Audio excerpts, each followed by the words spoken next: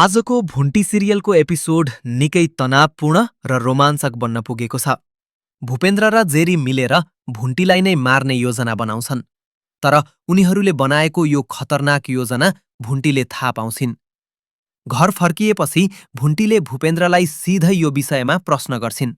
तर भूपेन्द्र भने आफूलाई केही थाहा नभएको जस्तो गर्दै सोझो बन्ने नाटक गर्छन्।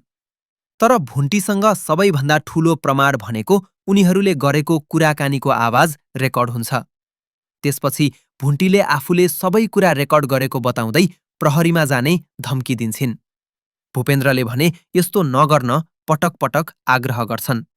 तर भुन्टी आफ्नो निर्णयबाट पछि हट्दिनन् र यो विषयमा प्रहरीमा केस गर्ने निर्णय गर्छिन्। यही क्रममा भुन्टी र भूपेन्द्र बीच ठूलो झगडा हुन्छ। झगडाको आवाज सुनेर दाजु भाउजू त्यहाँ आइपुग्छन् र आखिर के भयो भनेर सोध्छन्। त्यसपछि भुन्टीले अहिलेसम्म भएको सबै कुरा उनीहरूलाई सुनाउँछिन्।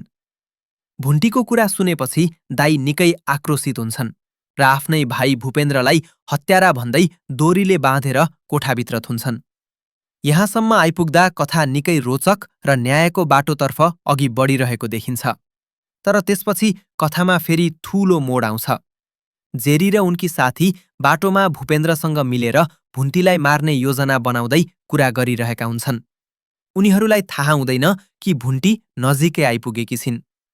भुन्टीले उनीहरूको कुरा सुन्छिन् र फेरि प्रहरीमा जाने कुरा गर्छिन्। त्यसपछि जगत दाइ जेरीलाई लिएर जान्छन्।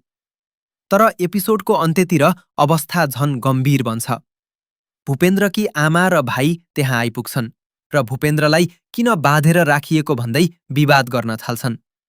त्यसैबीच भूपेन्द्रकी आमाले सबैलाई चकित पार्ने कुरा गर्छिन्। उनी हामी सबै मिलेर भुन्टीलाई मार्नुपर्छ भन्ने कुरा गर्छिन्। यत्तिकैमा भुन्टी पनि त्यहाँ आइपुग्छिन्।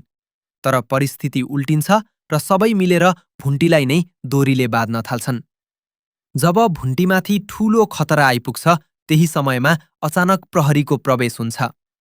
अब सबैभन्दा ठूलो प्रश्न यही हो, के प्रहरीले भुन्टीलाई बचाउन सफल हुन्छ? भूपेन्द्र, जेरी र उनकी आमाको वास्तविक खेल प्रहरी सामु खुल्ला होला? भुन्टीसँग भएको आवाज रेकर्डले उनीहरूलाई जेल पुर्याउला? र आखिर भुन्टीलाई बचाउने प्रहरी समयमै आइपुगेका हुन् कि फेरि अर्को नयाँ ट्विस्ट आउँदैछ? अब यसको जवाफ पाउनका लागि हेर्नुपर्नेछ भुन्टीको अर्को भाग।